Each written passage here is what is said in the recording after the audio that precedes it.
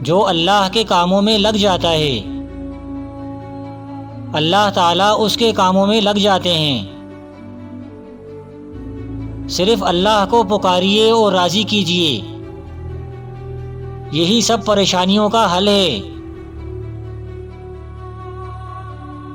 جاہلوں کی صحبت سے پرہیز کرو، ایسا نہ ہو کہ یہ تمہیں بھی جاہل بنا دیں۔ گمنامی پسند کر، اس میں ناموری کی نسبت بڑا امن ہے۔ ماں کی گود پہلا مدرسہ ہے، خود نیک بنیے، اولاد بھی نیک ہوگی۔ ایمان سب سے بڑی نعمت ہے، اس کی سب سے زیادہ فکر اور حفاظت کیجیے۔ کچھ بننا چاہتے ہو تو بڑوں کی عزت کرو، بدکاروں کی صحبت سے دور رہ کہ برائی برائی سے جلد مل جاتی ہے۔ کلام میں نرمی اختیار کر، کیونکہ الفاظ کی نسبت لہجے کا زیادہ اثر ہوتا ہے۔ پرسکون زندگی گزارنے کے لیے ایک ایک نعمت کو یاد کر کے شکر کرتے رہیں۔ جس کی زبان اس پر حکمران ہو تو وہی اس کی ہلاکت اور موت کا فیصلہ کرتی ہے۔ نہایت خوشحالی اور نہایت بدحالی برائی کی طرف لے جاتی ہے۔ حقیقی خوبصورتی کا سرچشمہ دل ہے، اگر یہ سیاہ ہو تو چمکتی آنکھیں بھی کچھ کام نہیں دیتی۔ جوانی کے دھوکے میں نہ آنا کہ بوڑھا ہونے سے پہلے کئی جوان گزر چکے ہیں۔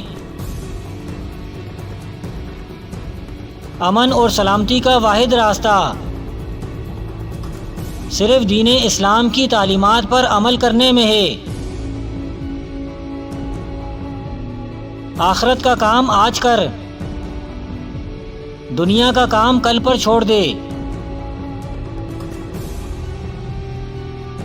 مکانوں کے بنانے میں عمر ختم کر رہا ہے، بسیں گے اور حساب دے گا تو۔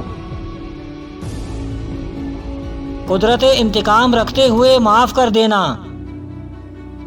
افضل ترین جہاد ہے۔ 5 سختیاں ہر شخص پر آئیں گی۔ نمبر 1 پل صراط سے گزرنا۔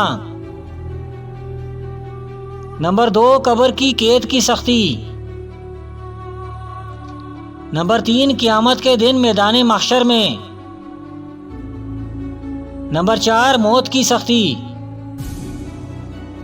نمبر 5 جنت میں جانے سے پہلے حساب کتاب کی سختی۔ تمام پریشانیوں کا ایک ہی حل، توبہ استغفار سے اللہ کو راضی کر لیجئے۔ جو اکڑتے ہیں وہ اکھڑتے ہیں، جو جھکتے ہیں وہ سلامت رہتے ہیں۔ مومن کا چہرہ بشاش اور دل غمگین رہتا ہے۔ اس دن پر رو جو تیری عمر کا گزر گیا اور اس میں کوئی نیکی نہ کی۔